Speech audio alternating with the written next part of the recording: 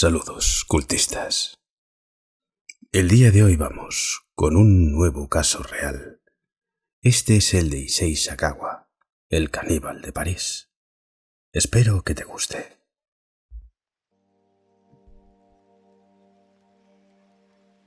Mide 1,50 y nació en Kobe, Japón. Llegó a pesar 40 kilos, aunque ahora subió de peso, no mucho. Tiene pequeños pozos y granos en el rostro alargado. Son notables, pero no abundantes. Nariz ancha, dientes desparejos y grandes, labios finos. Un grano sobre la mejilla izquierda, un hinchazón en el lado derecho de la frente. Los párpados son grandes, las cejas casi no se advierten y las pestañas son tupidas. Unos pelos que podrían asemejarse a una barbita infantil sobresalen de la punta de su mentón. Sus manos y sus pies son pequeños, proporcionados con su estatura. Posee un caminar levemente cojo, una voz singular con tono femenino y una frente tan despejada que el inicio del cabello se ubica un poco antes de que termine el hueso frontal y comience el parietal, es decir, una entrada tan profunda que deja de serlo para ubicarse en una categoría indefinida.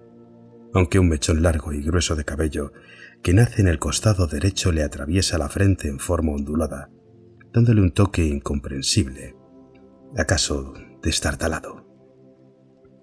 Como no podía ser de otra manera, en una persona perspicaz, él mismo se define como un hombre débil, feo y pequeño. Dice de sí mismo: cuando nací no era enteramente normal, era una forma perdida, un feto viviente. En este sentido, tengo un sentimiento de pérdida, de no haber sido normal. Es un mal pintor y, a decir verdad, no tiene muchas habilidades a excepción del estudio, pues siempre fue un estudioso empedernido y lector voraz, amante de la literatura. En la escuela tuvo notas excelentes. Se especializó en novela y teatro inglés, con una neta predilección por Shakespeare. Obtuvo un diploma de literatura inglesa y en la Universidad de Tokio presentó una brillante tesis sobre Macbeth. Se llama Issei Sagawa y las letras, está dicho, son una de sus dos grandes pasiones. La otra es comer carne humana.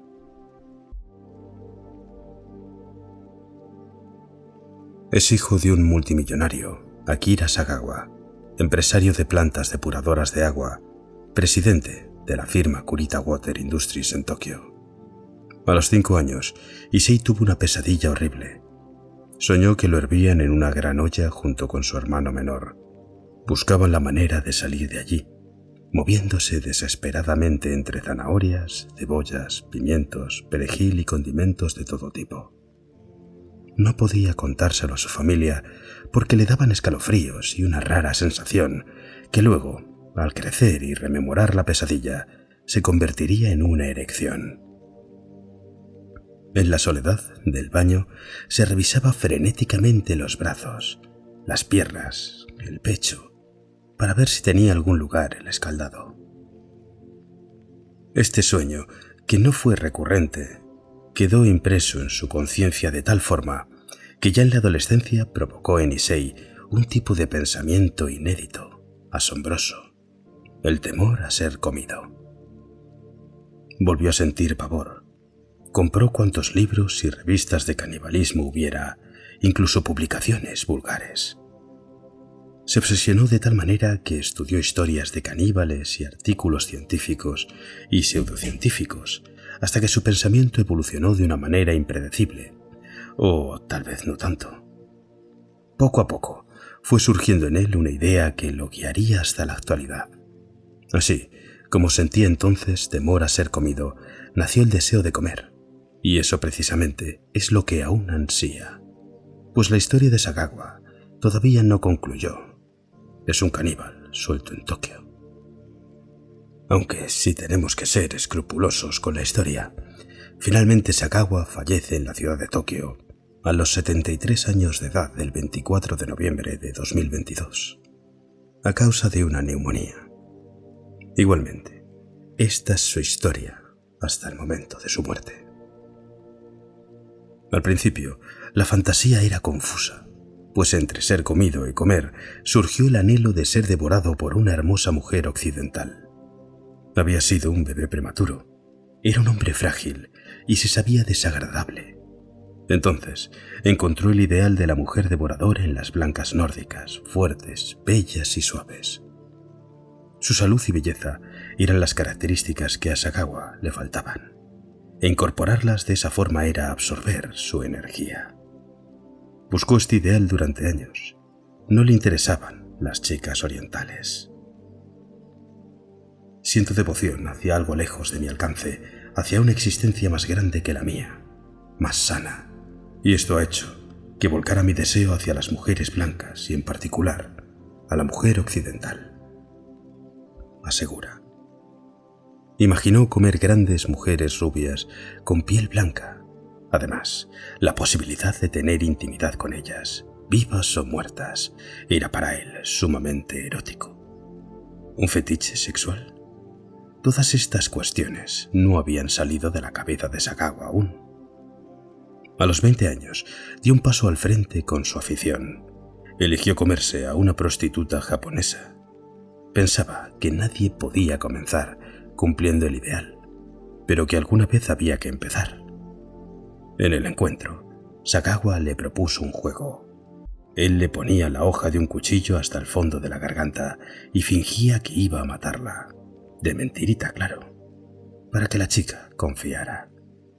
Le decía que después ella le haría lo mismo a él, pero llegado el momento, no hizo nada.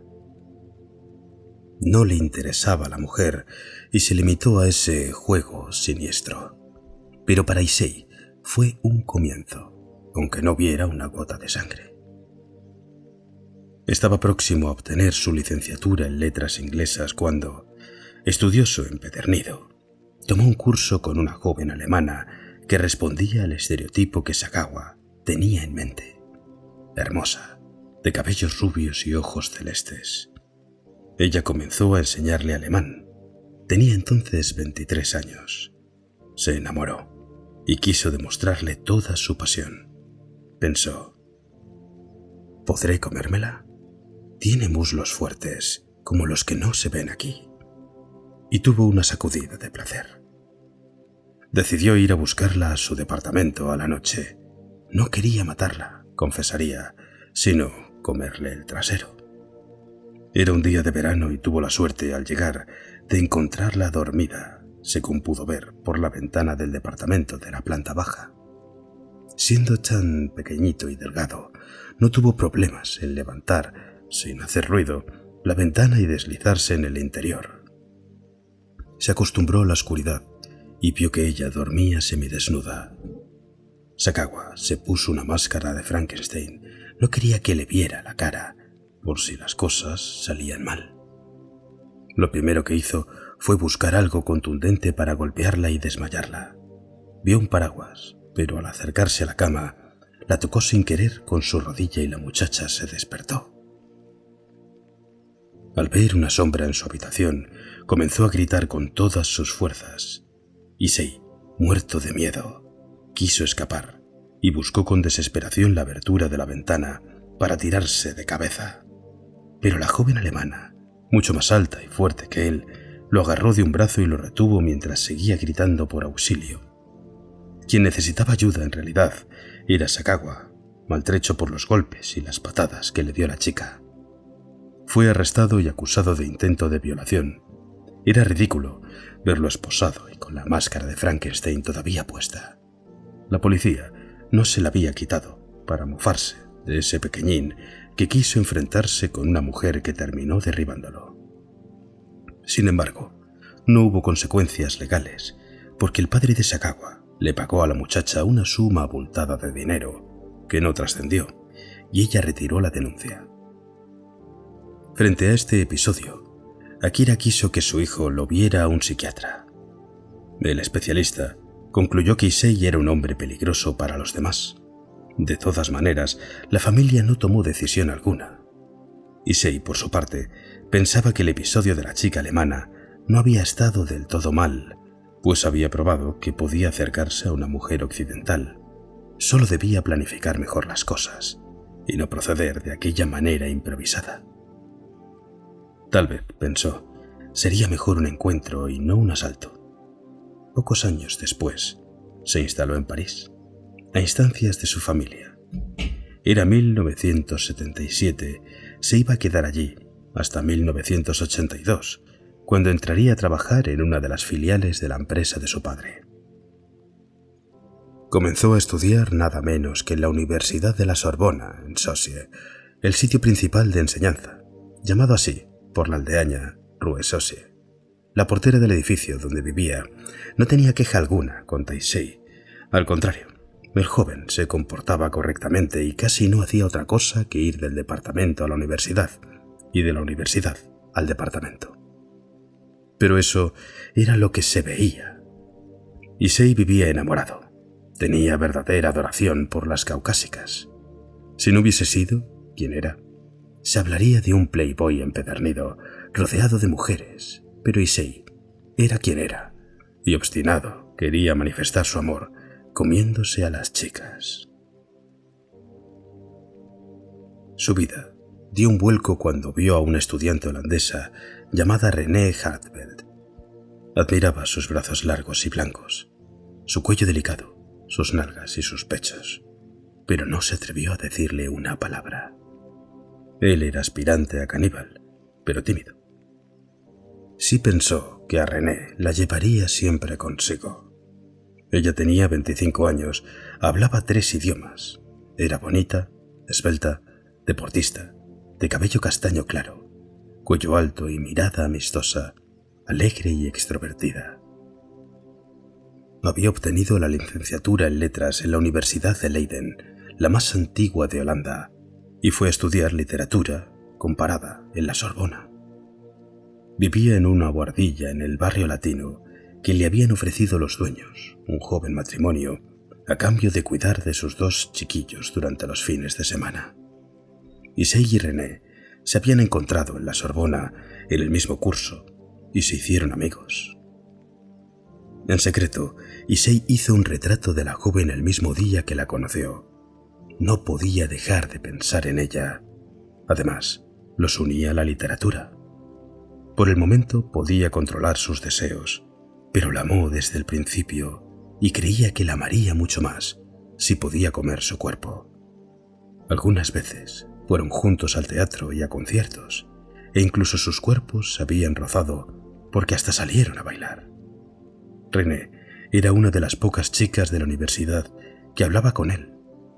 Lo consideraba inteligente. Con él podía mantener una conversación sobre temas que no compartían otros jóvenes. Estaba cansada de que los varones siempre le hablasen de lo mismo, de fútbol, de ir a la disco o de tener sexo. Issei sabía muy poco de todo esto. Él quería amar, es decir, comer. Fue ella la que lo invitó a cenar con un grupo de la universidad. Presentí mi destino, aseguraría Sagawa después de esa noche, en la que solamente habló con René. En la correspondencia con sus padres, René les mencionó aquella cena y a su amigo Issei. Les dijo que era muy inteligente, un hombre culto, y que lo apreciaba mucho. En aquellos días solían encontrarse también en cafés, porque ella se había ofrecido, frente al interés de Issei, a traducirle al francés varias obras de poesía alemana. Él ya había comenzado a planear el asesinato de René, su máxima demostración de amor. Hacia junio de 1981, el joven se animó y la invitó a que fuera a traducir poesía a su departamento, porque necesitaba tenerla grabada para una clase. Hasta le dijo que le pagaría por el trabajo. Ella le respondió que lo haría de buen grado y no por dinero. ¿Fue realmente esa la primera vez que ella estuvo en el departamento de Issei? El propio japonés es confuso cuando habla de las veces que René fue a su casa. En alguna ocasión dijo que había concurrido antes y que aquella vez él había comprado un revólver, que la chica estaba de espaldas y que él le observaba el cabello y los hombros. Tenía en su mano derecha el revólver, pero tomado del caño para golpearla con la culata. La mano y el arma estaban en su espalda, escondidas. Cuando levantó el brazo derecho para darle el golpe, intuyó que ella se daría la vuelta y entonces, como en un movimiento hasta gracioso con rapidez, bajó el brazo y volvió a ocultarlo justo cuando René giraba y lo miraba a la cara. Él salió de esa situación con un comentario cualquiera mientras ella se dirigía al sofá. Issei tuvo que retirarse y secarse el sudor por el intento fallido que le había acelerado el pulso. Se sintió un cobarde por no declararle su amor y comerla. Estaba frustrado. Todo es comprensible y todo es incomprensible en la mente de este hombre. ¿Acaso sus circunvalaciones cerebrales sean inextricables? Lo único cierto en todo este asunto era que él quería comerla porque la amaba demasiado.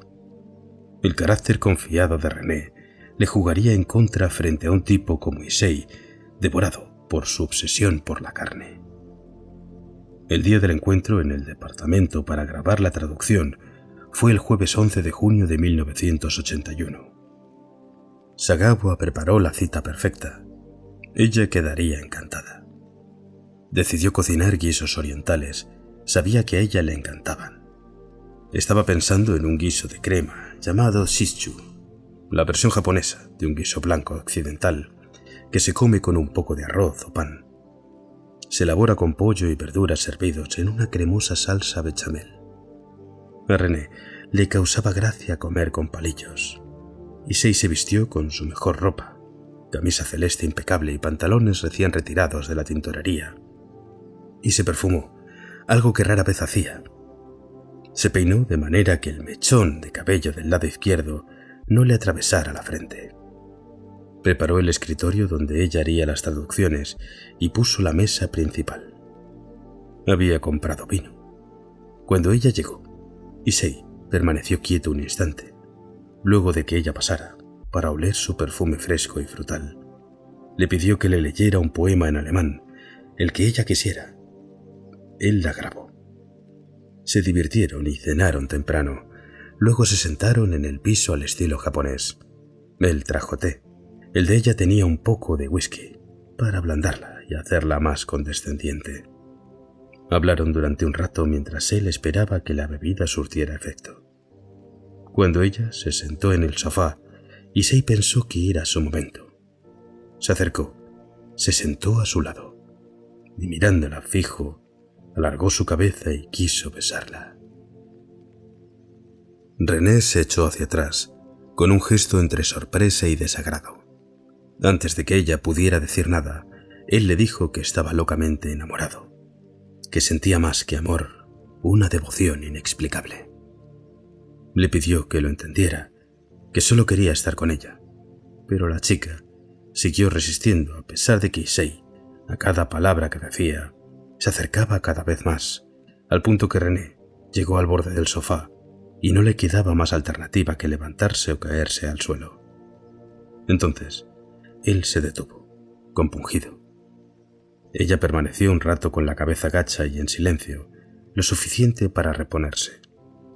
Le dijo, en voz baja y sollozando, que lo quería, pero como un amigo, y que le resultaba simpático y agradable, y que siempre había sido respetuoso, pero que no había pensado en él de otra manera, que no le atraía tampoco sexualmente, y que lo entendiera, por favor.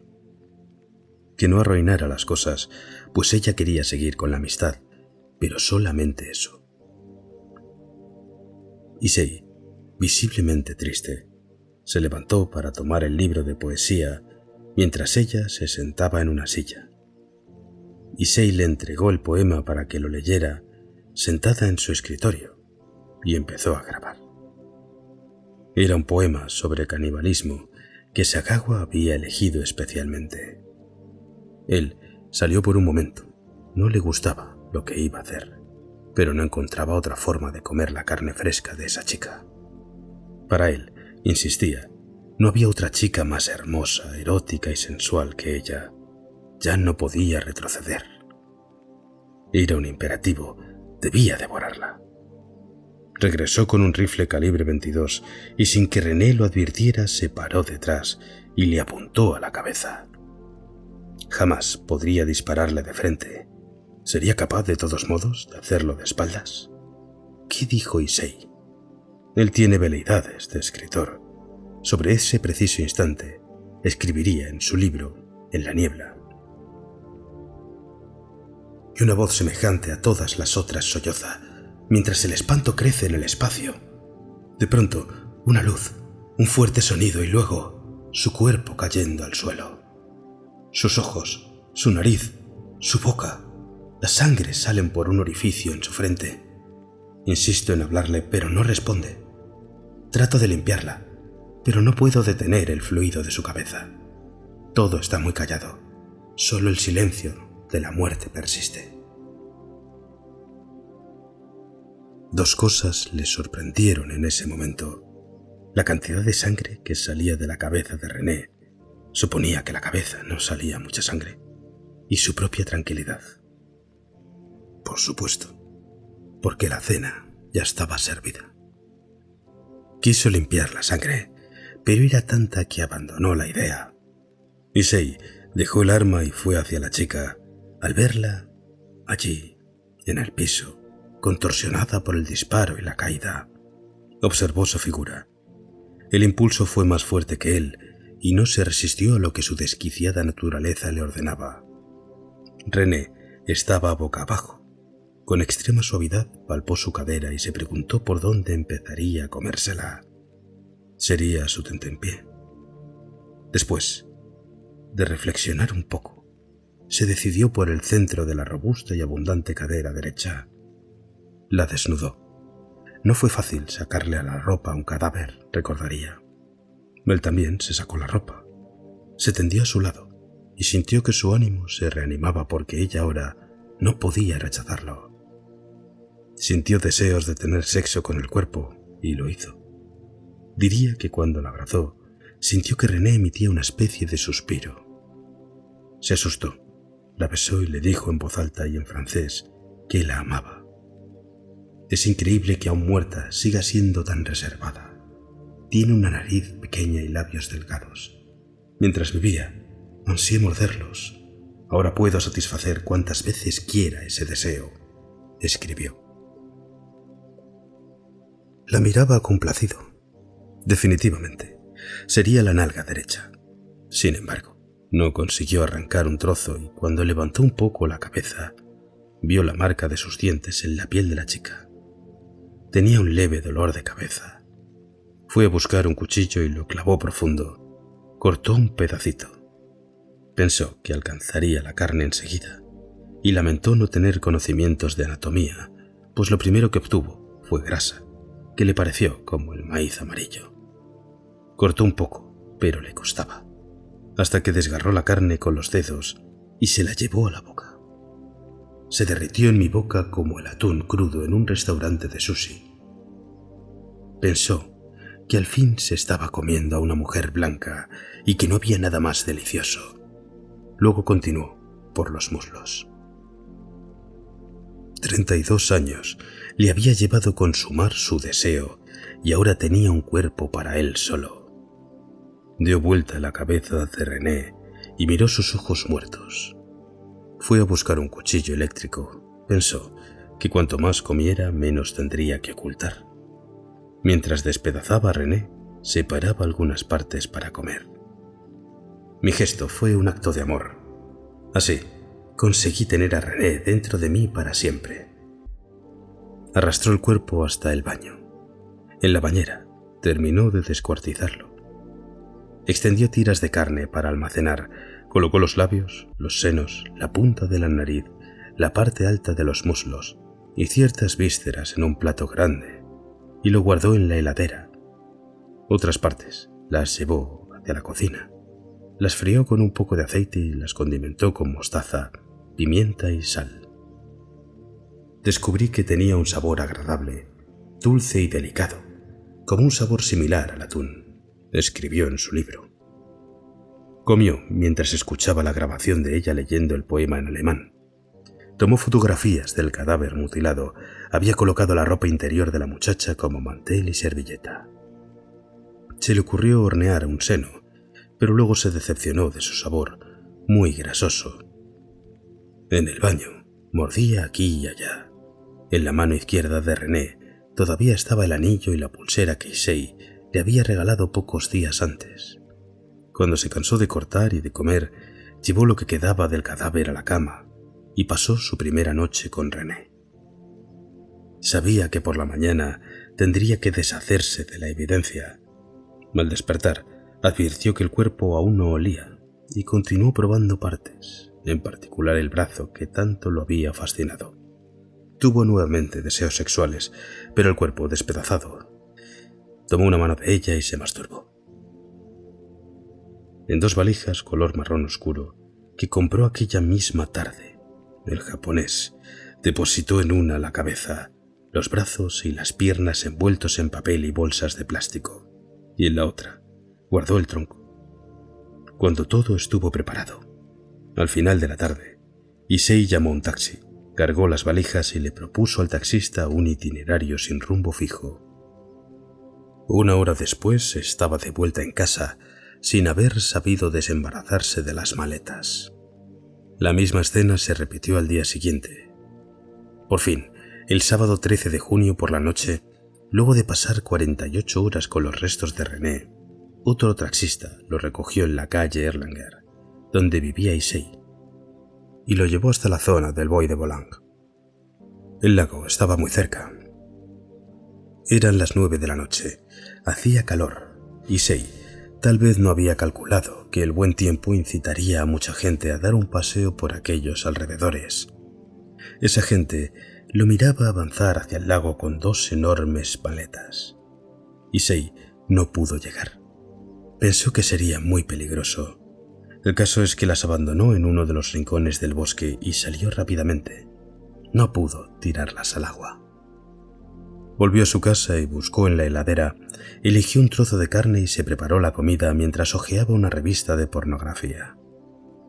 La reconstrucción del descubrimiento está relacionada con 2 chicas que paseaban por la zona esa noche. Ellas declararon haber visto a un japonés muy bajito intentando tirar 2 grandes maletas en el lago inferior del Bois de Boulogne. A esto se agregó la denuncia de una pareja que aseguró que al pasar por ese lugar vio sangre y una mano que parecía de mujer sobresalir de una de las maletas. La policía descubrió así el cuerpo de quien logró identificar como René Hartwell. Se difundieron las características del nombre que vieron las 2 chicas en el bosque aquella noche de sábado. Esta decisión fue un acierto. Apareció el taxista que había llevado a un japonés de baja estatura, cargando 2 grandes maletas al bosque. Por supuesto, le preguntaron dónde lo había recogido, y el chofer los llevó hasta el número 10 de la calle Erlanger, no muy lejos del puente, llamado Mirabeau, que cruza el Sena. En la heladera del departamento hallaron restos del cuerpo desmembrado de René. Las fotografías que Issei había tomado del cadáver y de las partes que iba seccionando y hasta la grabación del momento del disparo. Era el 15 de junio. Sagawa tenía entonces 32 años. No tuvo ningún momento de zozobra desde que la policía entró en su casa. Al contrario, siempre muy tranquilo, como si contara una película, relató que René era su compañera de clases en la universidad y que la mató de un tiro después de que ella se negara a hacer el amor. El comisario Jacques Poins pensó que estaba todo dicho. Se enteró entonces de que Sagawa había sacado fotos de cada una de las etapas del crimen y descuartizamiento de René. Eran imágenes escalofriantes. Sagawa quiso hacer una declaración más precisa de los acontecimientos, y Poins se dispuso a escucharlo. Confesó entonces que después de matar a René, tuvo sexo con el cadáver. Reveló absolutamente todo, lo que comió, lo que guardó y lo que iba a tirar. Esa misma noche, luego de su declaración, lo interrogaron formalmente para el registro judicial.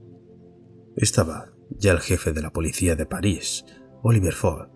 A todos les llamó la atención que contara detalles escabrosos sin el más mínimo remordimiento.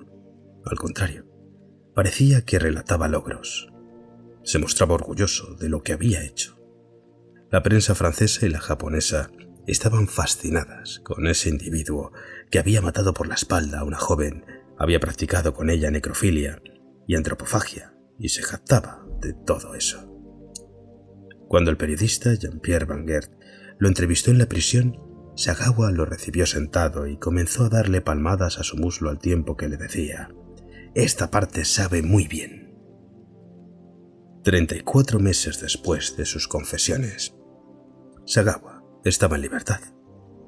¿Qué había pasado? Como es ley en Francia, todo acusado en un caso criminal debe ser revisado por médicos psiquiatras.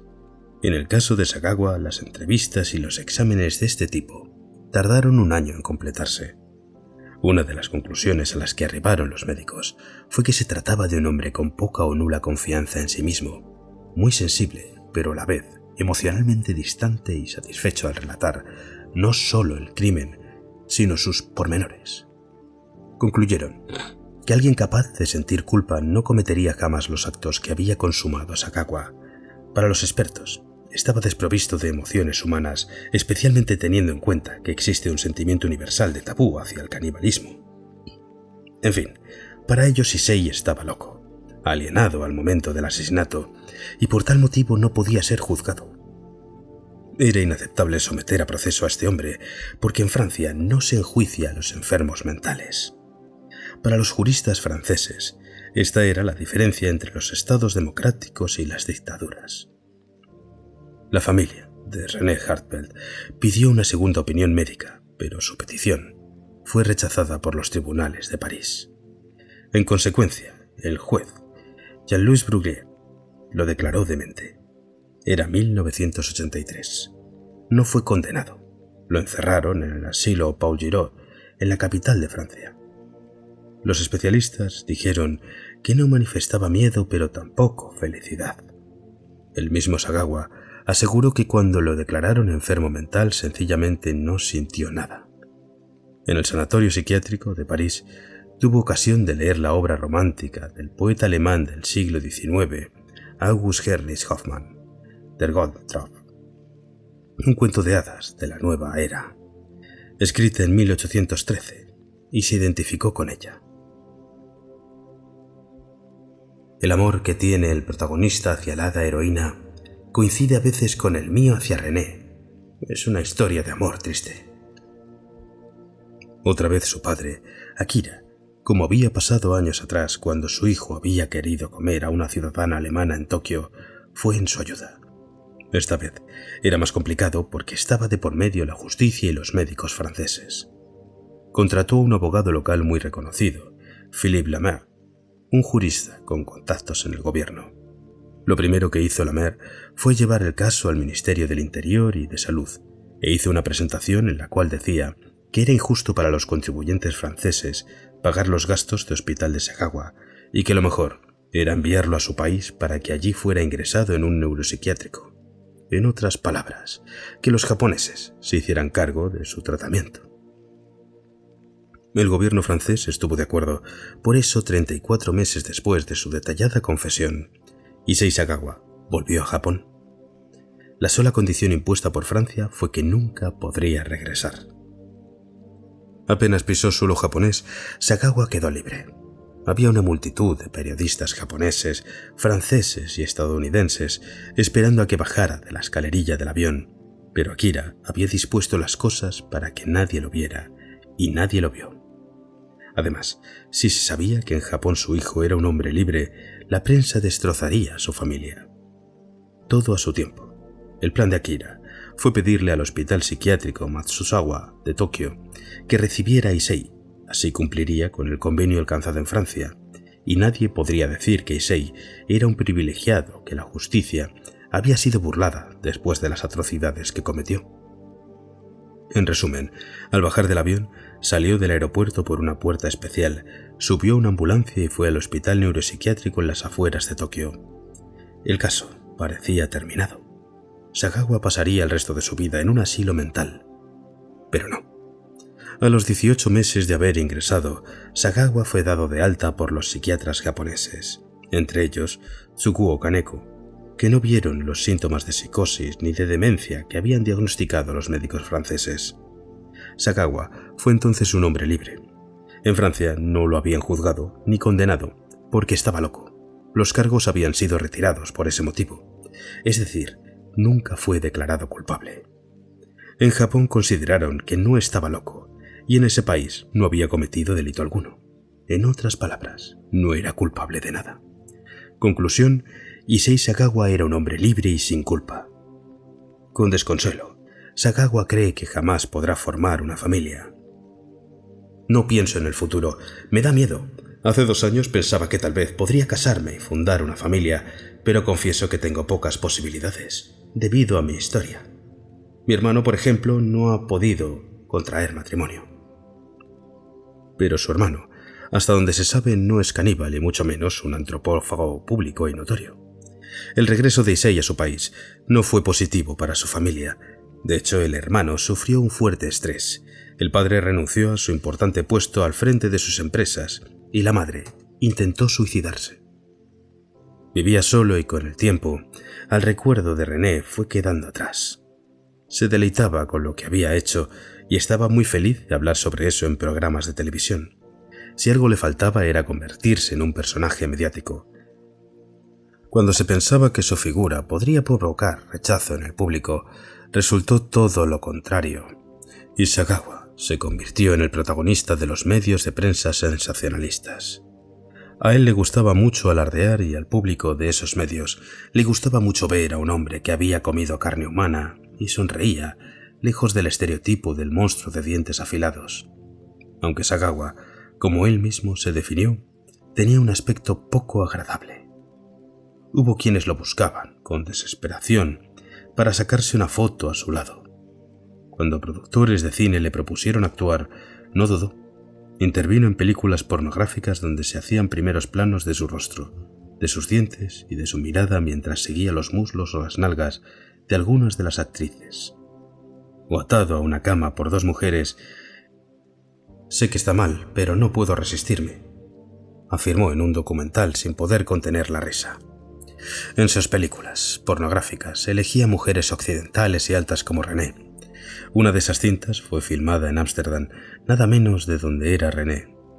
Eran escenas de una gran vulgaridad. Sin embargo, millones en Japón estaban contentos. Pero el más alegre era Issei, en especial cuando el actor y dramaturgo Juro Kara, uno de los nombres clave del arte japonés alternativo desde los años 60 del siglo pasado, escribió una novela realista sobre él. Sagawa, gran admirador de la obra del artista, le había escrito desde la cárcel. A partir de esa correspondencia, Kara elaboró este libro sorprendente, una investigación, en la que lo imaginario y la leyenda sustituyen la realidad. Kara nació con el nombre de Otsuri Yoshitide en 1940 y fundó la compañía teatral Yeoki-o Keiichi, teatro de situación. Como escritor, publicó la novela Sagawa-kun Kara no Tegami, la carta de Sagawa, que le valió ganar la 88ª edición del premio Akutagawa en 1983. La novela se basaba puntillosamente en el caso de Issei y René. Se vendieron 320.000 ejemplares en solo un mes. Sagawa no se quedó atrás y en el mismo año publicó su propia novela titulada En la niebla, cuyo borrador había sido escrito mientras estuvo confinado. A pesar de que al volver a Japón dijo que se sentía apesadumbrado por lo ocurrido y por los disgustos causados a su familia, en el libro se refiere con desprecio tanto a los padres de René como a sus propios padres. Vendió 200.000 ejemplares. Una parte de la crítica dijo que la obra era de una gran belleza excepcional en la literatura japonesa contemporánea. Otra la defenestró, pues argumentó que el relato en primera persona de su propio crimen no era literatura, sino basura. Issei dedicó 40 páginas a una prolija descripción culinaria que empezaba con los primeros intentos fallidos de comerse a mordiscos el cuerpo de René, y seguía con los actos que cumplió, tal como los había descrito varias veces a la policía francesa. Tal vez la morbosidad del caso y las jactancias del autor sobre su homicidio hayan atraído a cierto tipo de lectores. Ahora Sagawa Era millonario por mérito propio y no ya gracias a la fortuna de su familia. Mató, tuvo sexo con el cadáver, lo devoró, fue aprehendido, liberado por loco, actuó en películas pornográficas y ahora se había convertido en un escritor exitoso y con mucho dinero. Por eso se dice que el caso Sagawa es único en la historia criminal. En Francia estaban indignados a excepción del abogado Philippe Lamer. El público me ha convertido en el padrino del canibalismo y me siento feliz por eso, repetía con cinismo. La obra de Sagawa se amplió con otros títulos. En total escribió 16 libros a propósito de su crimen. En diciembre del 91 escribió un artículo periódico titulado Me la comí por fetichismo. Comenzó luego a trabajar en una antología del canibalismo. En 1992, las autoridades de Japón le dieron un pasaporte para viajar a Alemania y asistir a un programa televisivo de entrevistas con una audiencia de 9 millones de personas. Confesó no solamente su homicidio y todo lo que le siguió, sino como una nota al pie de página que le gustaba la música clásica, en especial a Ludwig van Beethoven, a causa de la infancia modesta del compositor alemán. También reveló que lo atraían los perros. Su hermano le había regalado uno de juguete porque, por razones evidentes, no podía tener uno de verdad. Con una falsa identidad, ha conseguido un pasaporte y se ha relacionado con prostitutas occidentales. Incluso con alguna de ellas se ha ido de vacaciones. Gastó su dinero en ellas, pagándoles todos los gastos. A los periodistas que lo han entrevistado, les mostró fotografías pornográficas que se había sacado en lugares públicos. Ninguna de las mujeres de las fotos pudo ser localizada. Sagawa aseguró que se encuentran bien, pero al mismo tiempo, y con gran cinismo, dijo que sus deseos seguían siendo los de siempre y que no estaba curado, lo cual no deja de ser una contradicción, si se recuerda que para los médicos japoneses, Sagawa no padecía ninguna anomalía y en consecuencia no había nada de qué curarlo. Hace ya muchos años, casi desde que volvió a su país en 1983, que las autoridades japonesas dejaron de controlarlo. En los últimos 25 años, Sagawa apareció en todos los medios de comunicación de su país, dio conferencias y simposios y hasta realizó 2 obras unipersonales en el teatro. Se convirtió en una celebridad. En Japón lo llamaban el tipo que se comió a una joven en París. Le encantaba la atención de los medios. Se paseaba por los programas de televisión para discutir lo que había hecho, no ya para contarlo solamente, sino para analizarlo, estudiarlo, polemizar. Calibraba las reacciones del público o del entrevistador y a veces no reconocía haber actuado mal, pero otras veces sí. Con el tiempo, el horror del crimen parecía ir desvaneciéndose y hasta la mayoría había olvidado el nombre de la víctima. En Francia y en Europa, en cambio, seguían horrorizados, y ese horror crecía cuando llegaban noticias de sus relatos, en los que repetía una y otra vez lo que había hecho, mostrando que disfrutaba tanto al contarlo como cuando lo había hecho. Que su crimen lo hubiera llevado a la fama era algo que escandalizaba a los europeos. Sagawa probó suerte con una versión de cómic de la historia. Editó una antología de fantasías caníbales y apareció en la portada de una revista gourmet japonesa. Utilizó su nombre y logró que algunas mujeres posaran desnudas para él. Tuvo un sitio web donde daba su propia interpretación del crimen que había cometido y explicaba por qué el canibalismo no era un acto tan horrible. En los últimos 3 años dijo haber cambiado su preferencia hacia las mujeres, ahora odiaba a las occidentales y proclamaba que las orientales son las mujeres más bellas, es decir, que sentía la necesidad de comer jóvenes japonesas, pues insistía en que su caso, el apetito y la libido, estaban unidos.